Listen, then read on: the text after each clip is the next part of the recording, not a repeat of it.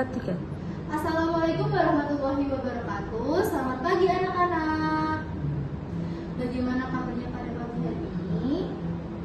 Alhamdulillah semuanya baik ya. Baik, di sini Ibu akan mempresensi kehadiran kalian dulu ya. Apakah semuanya sudah berangkat atau ada yang tidak berangkat? Oh, alhamdulillah berangkat semua ya. Nah, sebelum memulai pelajaran pada pagi hari ini, alangkah baiknya kita berdoa menurut keputusan masing-masing. Berdoa dimulai. Berdoa dirasa cukup. Pada pagi hari ini kita akan belajar tentang membaca dongeng. Apa itu membaca dongeng? Membaca dongeng adalah cerita khayal atau fiksi yang biasanya bersifat menghibur dan mengandung nilai pendidikan atau moral. Dongeng seringkali disampaikan secara lisan dan turun-temurun, serta tidak terikat oleh waktu dan tempat. Selanjutnya, manfaat membaca dongeng. Membaca dongeng memiliki banyak manfaat bagi perkembangan anak, seperti meningkatkan imajinasi, kreativitas, dan kemampuan bahasa. Dongeng juga membantu menanamkan nilai-nilai moral dan memperkuat hubungan antara orang tua dan anak. Selanjutnya, ciri-ciri dongeng itu ada 3. Yang pertama, tidak nyata. Yang kedua, turun-temurun. Dan yang ketiga, penuh pesan bayi. Selanjutnya, ada jenis dongeng. Jenis dongeng sendiri memiliki 6 jenis, yaitu yang pertama, fabel. Fabel merupakan dongeng tentang binatang yang bisa berbicara dan bertingkah laku seperti manusia, seperti cerita buaya dan kancil, terus keong emas, dan masih banyak lagi. Yang kedua ada legenda.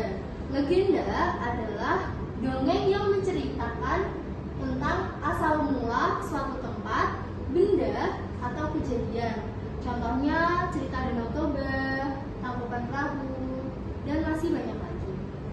Yang ketiga ada mitos. Mitos adalah dongeng tentang dewa-dewi atau makhluk baik. Contohnya seperti cerita Nyi Roro Kidul. Selanjutnya ada sage. Sage adalah dongeng tentang kepahlawanan dan kesaktian, seperti cerita Panji Suminam. Yang kelima ada cerita jenaka. Cerita jenaka adalah dongeng yang isinya lucu dan menggelikan. Jadi cerita jenaka itu biasanya cerita yang lucu-lucu. Nah, contohnya itu cerita Abu Nawas. Yang terakhir itu ada cerita rakyat. Cerita rakyat adalah dongeng umum yang berkembang di masyarakat. Contohnya cerita maling kundang, bawang merah bawang putih, dan masih banyak lagi. Selanjutnya, ayo membaca.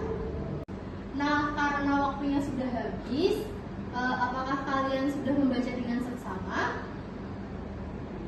Kalau sudah, Ibu akan memberikan pertanyaan. Apa pesan moral dalam cerita Si Kera dan Pohon Pisang? Ya, benar sekali. Pesan moralnya adalah selain selalu berbagi dan tidak serakah, cerita ini juga mengajarkan anak untuk saling memaafkan. Nah, kesimpulan dari materi pada pagi hari ini adalah membaca dongeng memberikan banyak manfaat, tidak hanya sebagai hiburan, tetapi juga dalam mendukung perkembangan anak, baik secara emosional, kognitif, maupun sosial.